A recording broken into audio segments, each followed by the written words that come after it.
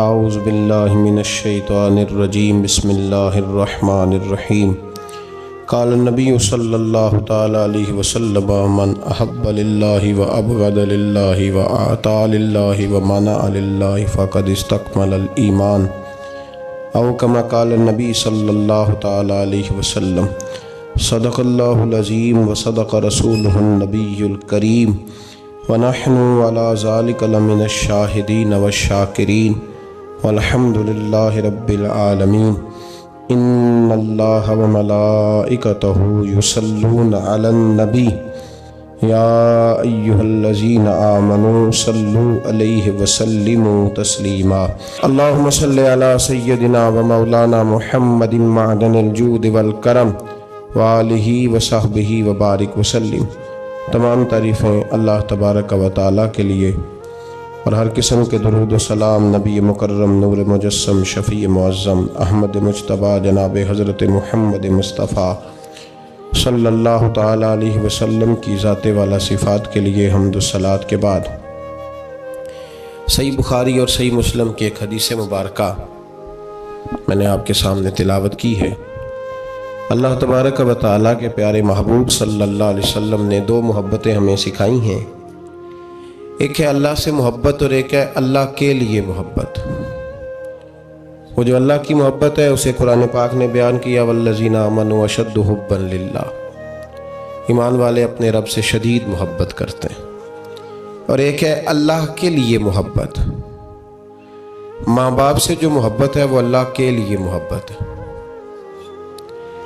اللہ تبارک و تعالیٰ کے جتنے بندے ہیں، غریب ہے، مسکین ہے، ان سب سے جو محبت ہے وہ بھی اللہ کے لیے محبت ہے۔ پڑوسی سے محبت ہے تو اللہ کے لیے محبت ہے، ہمسائے سے، دوست سے، رشتہ دار سے، یہ ساری محبتیں اللہ کے لیے ہیں۔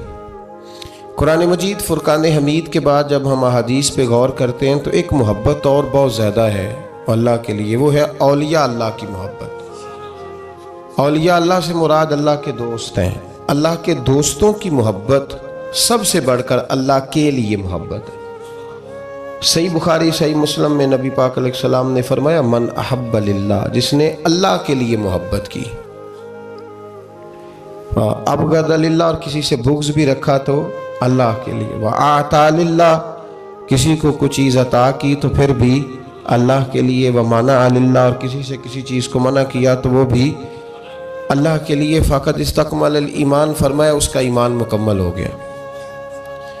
اللہ کے لیے محبت کرنا بڑا ضروری ہے۔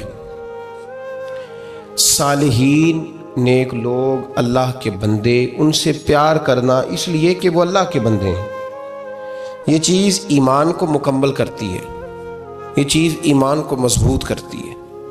یہ صالح لوگوں کا پیار ہے، یہ تکمیل ایمان کا سبب ہے۔ اس کو میرے نبی پاک صلی اللہ علیہ وسلم نے بیان فرمایا۔ جب قرآن اور حدیث کو آپ بار بار پڑھتے ہیں نا تو وہ جو سرکار نے حضرت علی سے فرمایا تھا نا کہ میرا قرآن کبھی پرانا نہیں ہوگا، تو نئے سے نئے معنی نکلتے ہیں۔ اس حدیث مبارکہ کو بڑا زمانہ پہلے بھی پڑھا تھا، رات دوبارہ نظر سے گزری تو بات ایک جگہ پہ ٹھہر گئی کہ یہ جو اللہ کے لیے محبت ہے نا، یہ عمل نہیں، یہ تو اساس ہے۔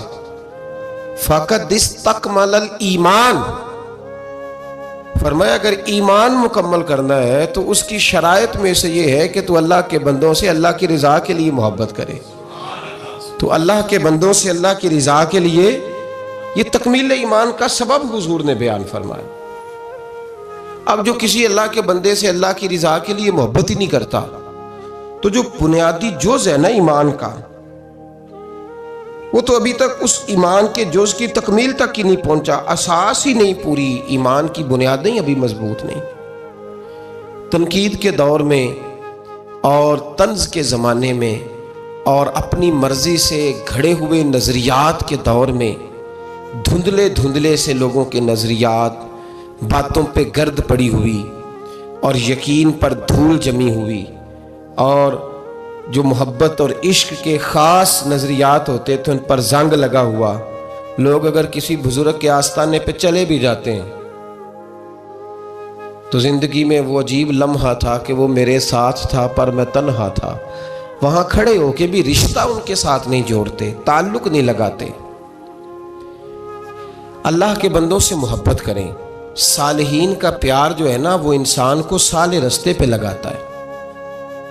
صالح لوگوں کی محبت کی یہاں بھی ضرورت ہے. صبح قیامت بھی ہمارے ہاں ایک پیار بتایا جاتا ہے. بہت سارے لوگ کہتے ہیں کہ فلاں اللہ کے نیک بندہ ہے پر مجھ سے بڑی محبت کرتا ہے.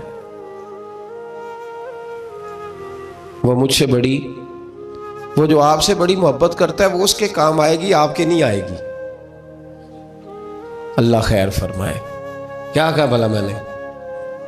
وہ جو آپ سے بڑی محبت کرتا ہے نا اس کا فائدہ اس لیے کہ وہ ڈیوٹی کر رہا ہے. آپ کو کیا فائدہ ہوگا جو آپ محبت کریں گے؟ ہمارے یہاں کہتے ہیں جی میرے فلانے استاد ہیں مجھ سے بڑی محبت کرتے ہیں، میرے والد صاحب ہیں مجھ سے بڑی محبت کرتے ہیں، دادا جان کا، نانا جان کا، امی ابو کا مجھ سے بڑا پیار ہے، اماں میرے سے بڑی محبت کرتی ہے، میرے حضرت صاحب مجھ سے. تو بھائی اس کا فائدہ اماں جی کو ہوگا. وہ جو آپ سے پیار کرتی ہے نا اماں، تو اس کا فائدہ چونکہ اماں بری و ذمہ ہو جائے گی کہ میں نے پیار پورا دیا ہے. آپ نے اگر بھئی فائدہ اٹھانا ہے نا اماں کے رشتے کا، تو وہ اماں جو آپ سے پیار کرتی ہے اس کا فائدہ نہیں آپ نے اٹھانا. وہ جو آپ اماں سے پیار کرتے ہیں اس کا فائدہ آپ کو ملے گا. ہمارے ہاں جو داستان سرائی ہوتی ہے نا، وہ داستان سرائی یہ ہوتی ہے کہ میرے ابا جی مجھ سے بڑی محبت کرتے. بھئی ابا جی جو ہوئے انہوں نے تو محبت کرنی ہے. بیٹا جی آپ بتائیں کہ آپ کی بھی ابا جی سے محبت ہے کہ کوئی نہیں؟ وہ تو ابا جی ہیں، وہ تو کریں گے. میرے حضرت صاحب کا جی مجھ سے بڑا پیار ہے. یہ تو مہربانی ہے نا، یہ تو ان کا کرم ہے کہ رخ ان کا ادھر ہے. یہ تو ان کا کرم ہے کہ رخ، یہ تو مہربانی ہے نا اس کی، یہ تو اس کا کرم ہے. تیرے کام جو چیز آئے گی وہ ان کی محبت وہ بھی آئے گی. ایک پہلو ہے اس کا بھی، یہاں بھی کام آئے گی وہاں بھی کام، یہ شفقتیں یہ محبتیں یہ کام آئیں گی. لیکن جس چیز کا نفع ملنے والا ہے وہ ان کی محبت اور شفقت میں ان کو ملے گا. کہ میں نے کچھ شفقت کرنے میں کمی، اب ہم نے جو کچھ کرنا ہے نا اس کا فائدہ ہمیں ملے گا. الاخلاء یومئذ بعضهم لبعض عدو الا المتقین. اللہ فرماتے ہیں گہرے دوست بھی قیامت کے دن دشمن بن جائیں گے، لیکن جو متقی لوگ ہوں گے نا وہ قیامت میں دشمن نہیں بنیں گے، ان کی دوستیاں قیامت میں بھی قائم رہیں گی. آپ دیکھیں گے آپ کا کسی سے پیار کتنا ہے، آپ کی کسی سے محبت کتنی ہے. کون سے ایسے صحابی ہیں جن کا جب آپ نام لیتے ہیں تو آپ کے دل کو سکون ملتا ہے. اور نبی پاک صلی اللہ علیہ وسلم نے ہر صحابی کے بارے میں کہا نا، ہر صحابی کے بارے میں کہا. نبی پاک علیہ السلام نے فرمایا یہ میرا علی ہے، جس نے اس سے پیار کیا اس نے مجھ سے پیار کیا. اب وہ مولا علی شیر خدا رضی اللہ تعالیٰ عنہ کی محبت کے بارے میں بتائے نا کہ کبھی اس کے دل میں تڑپ پیدا ہوئی ہو، خواہش پیدا ہوئی ہو. آج میں حضرت علی کی شان میں کچھ شعر سنوں، آج میں حضرت علی کی سیرت کی کوئی بات سنوں، آج میں چلو اور کچھ نہیں تو 10 منٹ علی کر لوں. ذکر علی عبادہ. نبی پاک صلی اللہ علیہ وسلم نے فرمایا یہ میرا ابو بکر ہے، یہ میرا ابو بکر ہے. میرے سینے میں جو اللہ تبارک و تعالیٰ نے نعمت خاص رکھی تھی میں نے نکال کے ابو بکر کے سینے میں رکھ دی. اب تو بتانا تو نے ان کا ذکر کب کیا ہے، تو نے ان کا تذکرہ کب فرمایا ہے؟ محبت کا اپنے دل میں محبت پیدا کی بھی جاتی ہے. نبی پاک صلی اللہ علیہ وسلم نے ہمیں کہا کہ محبتیں پیدا کرو. اگر تمہارے پاس نہیں ہے تو ایسے کام کرو جس سے محبت. علامہ اقبال سے کسی نے کہا تھا کہ نوجوانوں کے دلوں میں حضور علیہ السلام کی محبت پیدا کرنی ہے تو کیا کریں؟ تو اقبال نے کہا 3 کام کرو. ایک تو نوجوانوں کو نبی پاک کی سیرت زیادہ سے زیادہ سناؤ، انہیں سناؤ حضور علیہ السلام کا اخلاق، کردار، طرز زندگی، انداز گفتگو. یہ حضور کو آئیڈیل بنائیں گے، یہ نبی پاک کو. پر ہماری بدقسمتی ہے کہ ہمارے دور میں لوگوں نے سنانا شروع کیا ہے کہ حضور کو علم غیب کوئی نہیں تھا، مکھی کا پار نہیں بنا سکتے تھے، ایک عام بشر تھے. معاذ اللہ کچھ نے یہاں تک کہا ہے کہ ڈاکیا تھا، پیغام دے کے چلا گیا. اب آپ ڈاک کی بات کریں، ڈاکیے پر باس نہ کریں معاذ اللہ تعالیٰ. ہمارے زمانے میں وہ انداز بتایا گیا کہ جس سے لوگ بڑی جلدی جری ہو گئے. پہلا کام یہ کرو، یعنی محبت پیدا کرنے کے لیے کہ حضور کی سیرت بتاؤ، سوانے بتاؤ.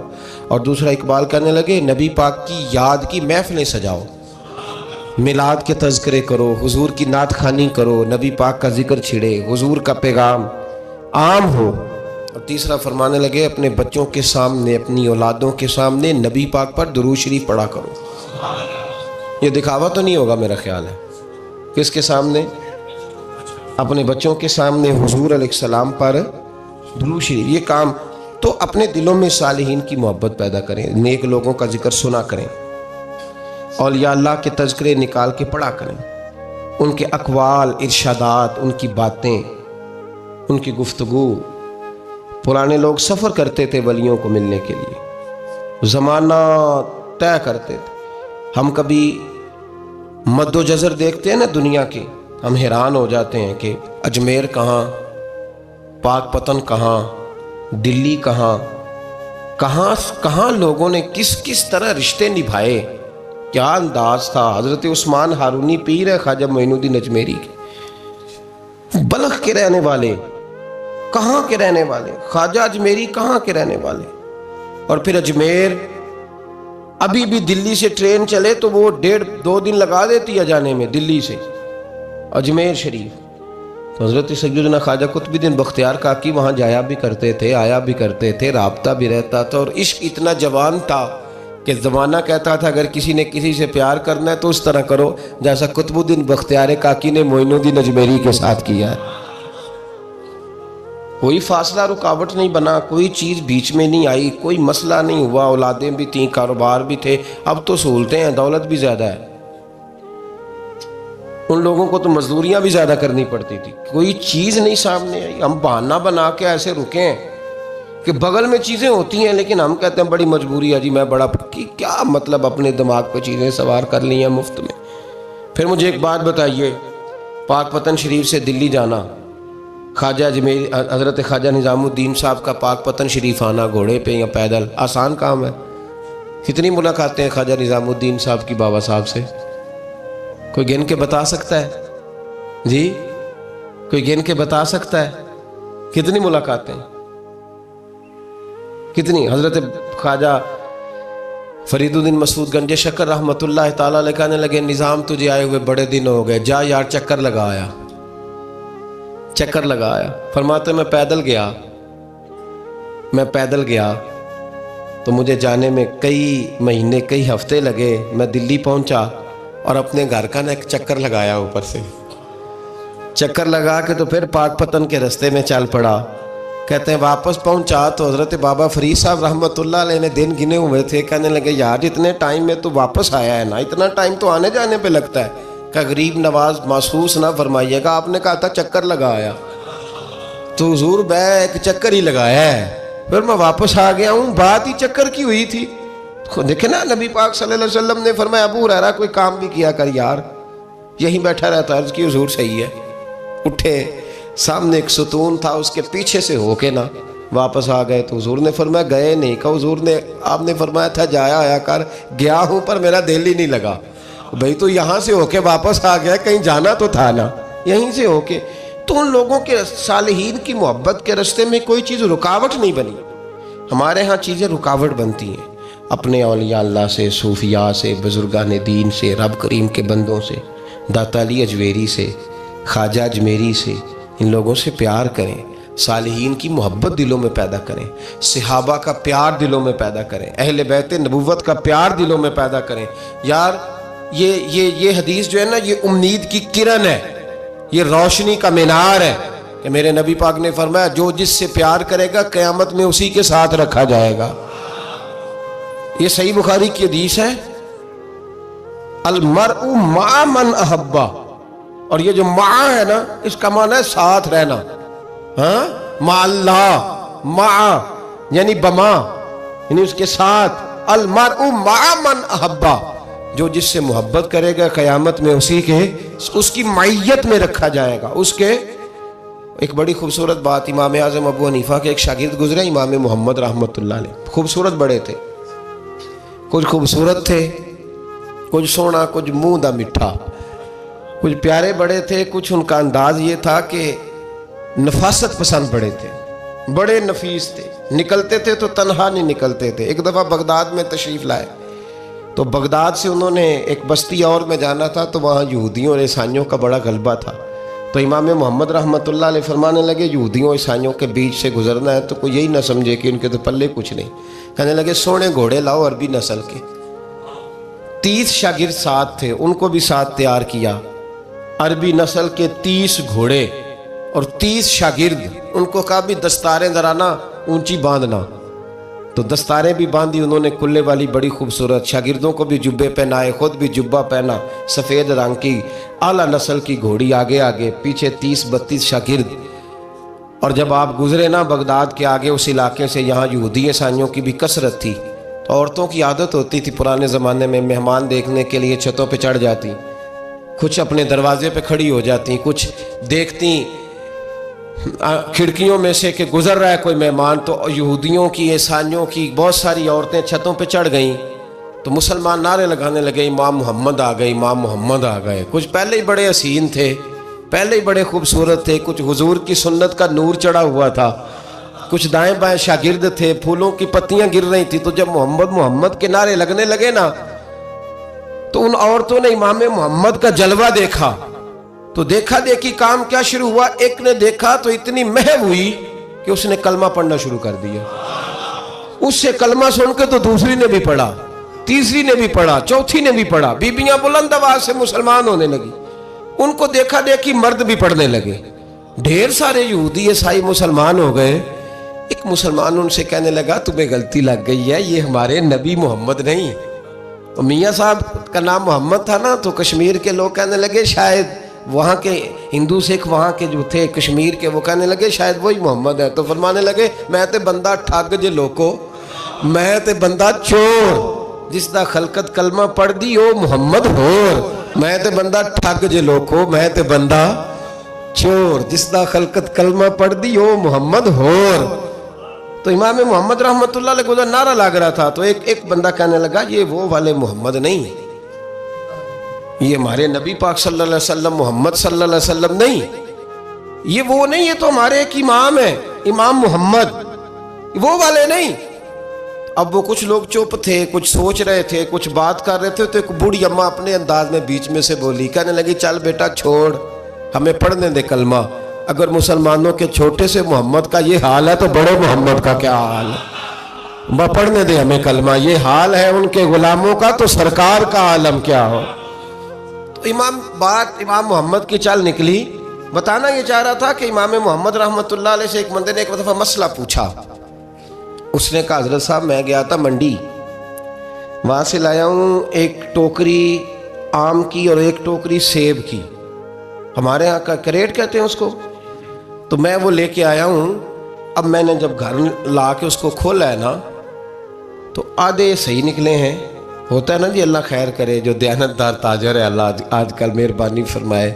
وہ ہمارا ریڑھی والا بھی بڑا ایماندار ہے. ہم کیا کریں صدر کی بات، وہ بھی سامنے جو تگڑے ہوتے ہیں اس نے آگے لگائے ہوتے ہیں، اور جو تھوڑے سے نکمے ہوتے ہیں وہ اندر والی سائڈ پہ دیوار کے اندر رکھے ہوتے ہیں. کیا کیا جائے، ہم کیا سیاستدانوں کی کرپشن کی بات کریں گے. یہاں تو معاملہ بڑا گڑبڑ ہے نیچے سے لے کر.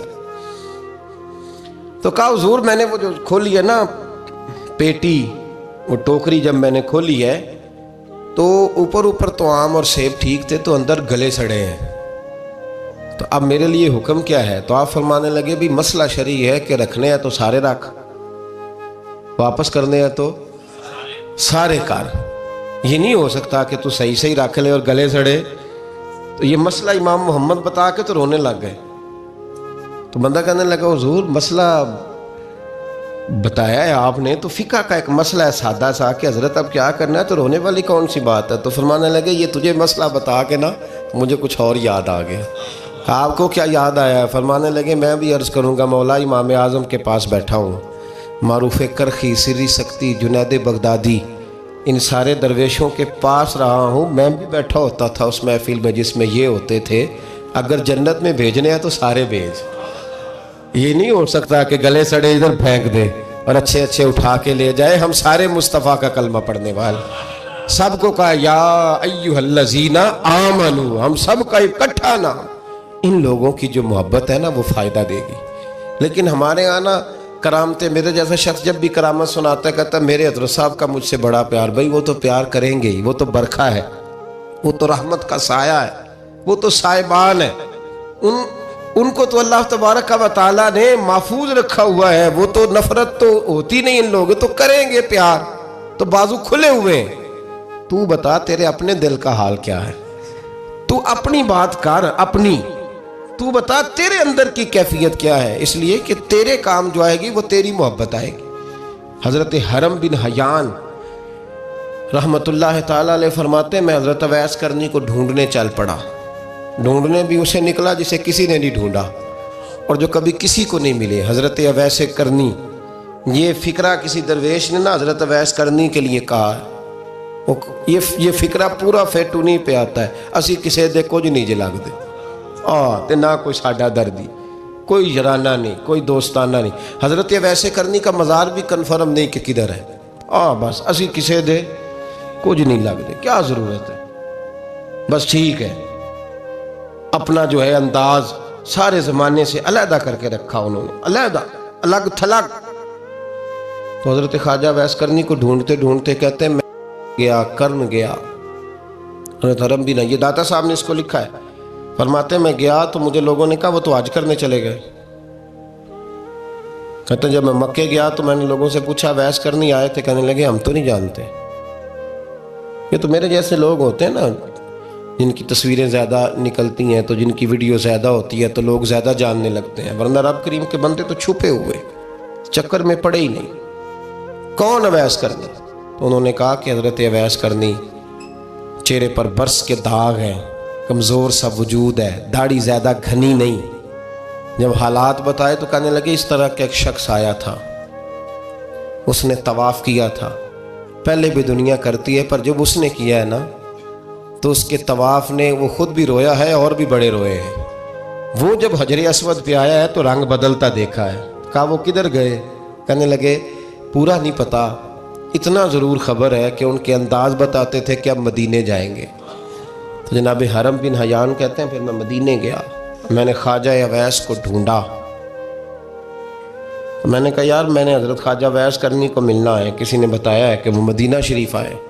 تو لوگ کہنے لگے ہم نہیں جانتے وہ کون ہے. لیکن نا دنیا جان گئی، دنیا میں بڑا کچھ ہو گیا. بائی نیم لوگ جاننے لگے، ہوٹلوں پہ پہچاننے لگے، سڑکوں پہ پہچاننے لگے. لیکن بات تو یہ ہے کہ جن کو پہچاننا چاہیے اگر وہ پہچان لیں پھر تو بڑی بات ہے، پھر تو بڑی بات ہے.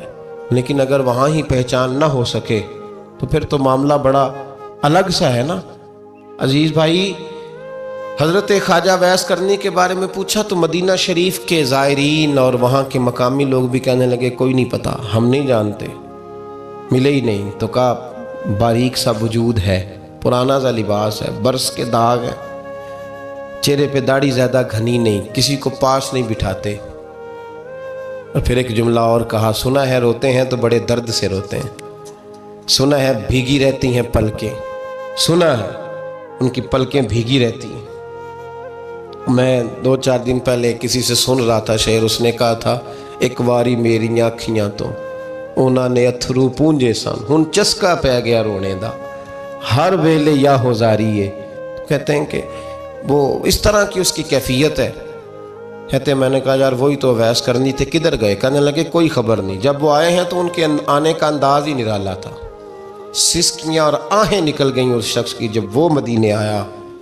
حضرت حرم بن حیان کہتے ہیں میں ڈھونڈتا رہا، تلاش کرتا رہا، پھر میں ان کو ڈھونڈتے ڈھونڈتے عراق میں آیا تو نہر فرات کے کنارے ایک کمزور سے آدمی کو ریت کے ٹیلے پر بیٹھ کے وضو کرتے دیکھا. کہتے ہیں جب ان کا وضو مکمل ہوا تو میں نے کہا السلام علیکم. تو کہتے ہیں انہوں نے چہرہ نہیں پھیرا، وہیں بیٹھے بیٹھے کہنے لگے وعلیکم السلام یا حرم بن حیان، یا حرم بن حیان وعلیکم السلام. کہتے ہیں میں نے کہا کہ من انت، آپ کون ہے؟ تو کہنے لگے وہی ہوں جسے تم مکے اور مدینے ڈھونڈتا رہا. تو کہتے ہیں میں نے کہا حضور آپ میرا نام کیسے جانتے ہیں؟ بڑا خوبصورت جملہ ہے، اللہ کرے آپ کو یہ یاد رہ جائے. سبق کبھی نہ بھولنا، یہ سبق کبھی نہ بھولنا.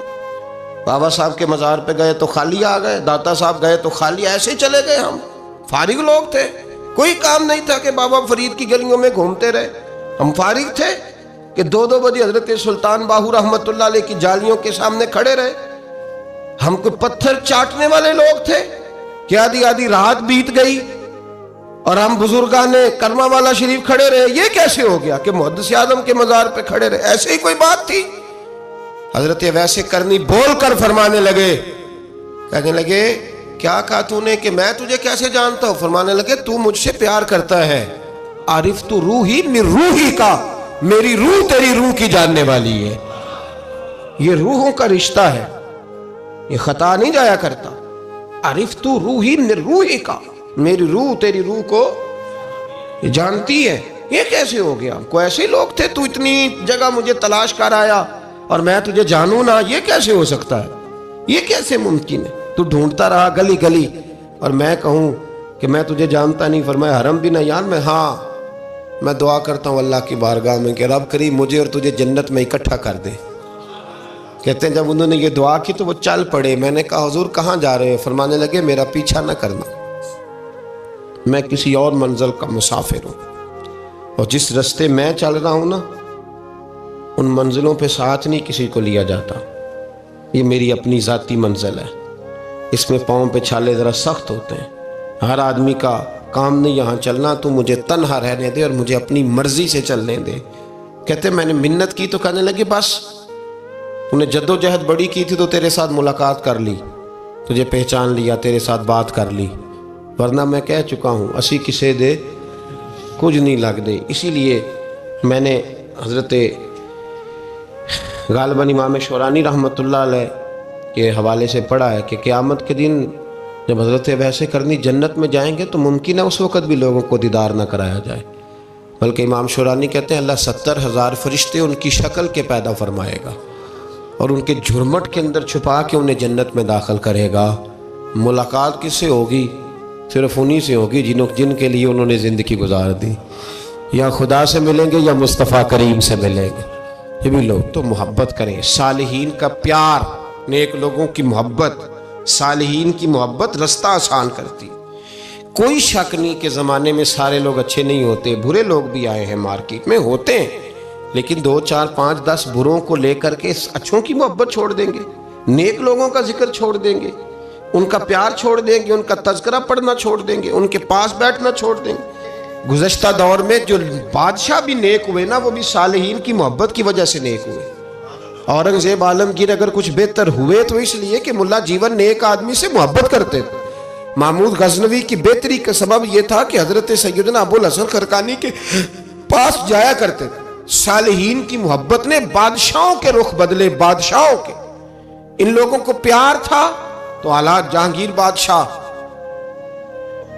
جایا کرتا تھا خواجہ اجمیر کے آستانے پر، تو لوگ کہتے ہیں کہ بڑے سخت دنوں میں بھی ہم اس کی آنکھوں میں آنسو دیکھا کرتے تھے. درد والی جگہ پہ جاتے تھے نا لوگ تو درد مند ہو جاتے. اس لیے صالحین کا پیار کبھی نہ چھوڑے، کبھی نہ چھوڑے. میرے بھائی کپڑوں پہ مٹی پڑ جائے نا تو کپڑے دھوئے جاتے ہیں، اتار کے پھینکے نہیں چاہتے. چیزیں غلط ہو جائیں تو گرد جھاڑی جاتی ہے. اس نظام کو چھوڑا. صالحین کا پیار کبھی نہ چھوڑنا، کبھی نہ چھوڑنا. رب کریم کے بندوں کی محبت اللہ تبارک و تعالیٰ کے قریب کرے گی آپ کو. اللہ کے بندوں کی محبت آپ کے اندر جلوے پیدا کرے.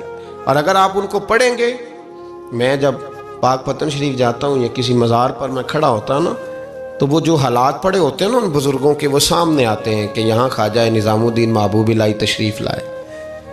دیکھیں نا اگر کوئی بندہ سوچے تو ہو سکتا ہے کہ اس کا کلیجہ پھٹنے کو آئے. جب خواجہ نظام الدین صاحب کہتے ہیں کہ جو باب جنت ہے نا بابا فرید صاحب کا، کہتے ہیں ایسے ہی باب جنت نہیں. فرماتے ہیں جب بابا صاحب کا وصال ہوا تو بابا صاحب وہیں لیٹے ہوئے تھے جہاں آج ان کی مزار ہے، اور ان کے سرانے بالکل جس جگہ کو لوگ باب جنت کہتے ہیں وہاں میں نے رسول پاک کو کھڑے ہوئے دیکھا ہے. اب کوئی آدمی حضور کی خوشبو محسوس، اس کا ایک ارادہ بن گیا نا کہ یہاں حضور کھڑے تھے، اس پر کیفیت کیا طاری ہوگی، اس پر انداز کیا ہوگا، اس پر وارد کیا ہوگا، وہ کہاں پہنچ جائے گا 1-2 منٹ کے اندر.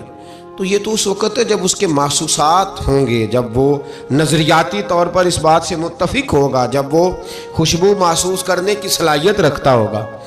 ایک بات عذرائے محبت ہے، کہہ دیتا ہوں چونکہ سوالات ہوتے رہتے، کہہ دیتا ہوں. اعلیٰ حضرت کے ایک مرید تھے مولانا حشمت علی خان صاحب رحمۃ اللہ، بڑے تگڑے آدمی، جن لوگوں کی پوزیشن بڑی سخت فاضل لوگ ہوتے ہیں نا، اور حاضر جواب 1 منٹ سے پہلے پاک پتن شریف گئے تو باب جنت سے گزر کے آئے. باب جنت سے کسی ہمارے عالم نے نہیں لکھا کہ جب وہاں سے گزر گیا اب توبہ نہ کرے اور کوئی اچھا عمل نہ کرے تو جنت میں جائے گا.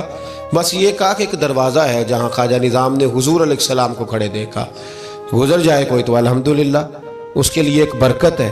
لیکن کسی شخص نے یہ نہیں کہا کہ اب وہاں سے نکل کے آ جائے اور معاذ اللہ جھوٹ بولے، جو مرضی کرے اور کہے میں جنتی ہو گیا. یہ معنی کسی بندے نے بھی بیان نہیں کیا. ہاں وہاں سے گزر کے آئے، سچی توبہ کرے، بعد میں اپنے اعمال پہ محنت کرے، اللہ اسے برکت عطا کرے گا.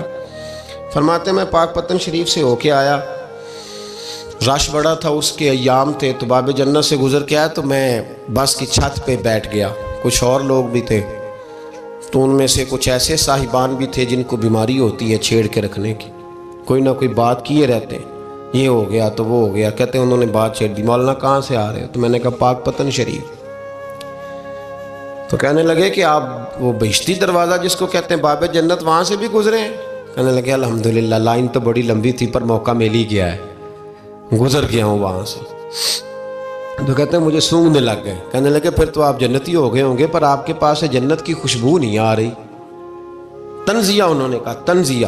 تو کہتے ہیں انہوں نے طنز کیا تو مجھے بھی حق حاصل تھا، جواب در جواب کی تو اجازت ہونی چاہیے نا. میں نے کہا مولانا آپ کیوں سونگ رہے ہیں؟ کہنے لگے میں نے حدیث پاک میں پڑھا ہے کہ جنتی 500 سال بھی دور ہوگا تو اس کے پاس سے خوشبو آئے گی، یعنی 500 سال لگیں گے ابھی اس تک تو پھر بھی جنت کی خوشبو آئے گی، تو آپ سے تو کوئی نہیں آ رہی. کہتے ہیں میں نے ان سے کہا آپ نے ایک حدیث پڑھی ہے، اگلی بھی پڑھ لینی تھی. حضور نے فرمایا جہنمی کو جنت کی خوشبو کوئی نہیں آئے گی. یہ نہیں پڑھی آپ نے حدیث؟ یہ نہیں نظر سے گزری؟ تو کہتے ہیں اب وہ مولانا مجھ سے معذرت کرنے لگے، کہنے لگے یار آپ تو ناراض ہی ہو گئے. تو میں نے کہا بھی آپ نے کیوں چھیڑی بات؟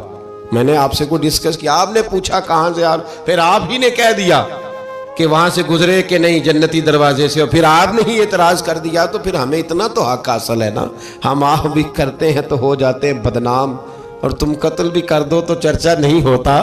ہمیں بھی تو حق حاصل ہے نا، اتنا تو جواب در جواب ہم دے سکتے ہیں. تو بھائی اس لیے صالحین کی محبت کبھی نہ چھوڑیں، اللہ کے بندوں کا پیار کبھی نہ چھوڑیں. کسی بزرگ کا ذکر ہو، کسی صحابی کی بات ہو، اہل بیت حتیٰ کہ انبیاء کرام علیہ السلام، اللہ کے انبیاء کی محبت، ان کی تعظیم، ان کا اکرام اپنے دل میں بٹھائیں، اس کو جگہ دیں.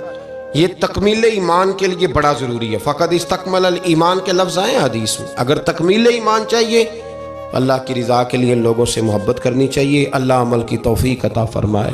یا الہی رحم فرما مصطفیٰ کے واسطے، یا رسول اللہ کرم کیجئے خدا کے واسطے، مشکلیں حل کر شہ مشکل کشا کے واسطے، کربلائیں رد شہید کربلا کے واسطے، سید سجاد کے صدقے میں ساجد رکھ مجھے، علم حق دے باقر علم خدا کے واسطے، صدق صادق کا تصدق صادق الاسلام کر، بے غضب راضی ہو کاظم اور رضا کے واسطے، بہر معروف و سری معروف دے بے خود سری، جند حق بھی گن جنید باصفا کے واسطے، بہر شبلی شیر حق دنیا کے کتوں سے بچا، ایک کا رکھ عبد واحد بھیریا کے واسطے، بل فرح کا صدقہ کر غم کو فرح دے حسن و سعد، بل حسن اور بو سعید سعد کے واسطے، قادری کر قادری رکھ قادریوں میں اٹھا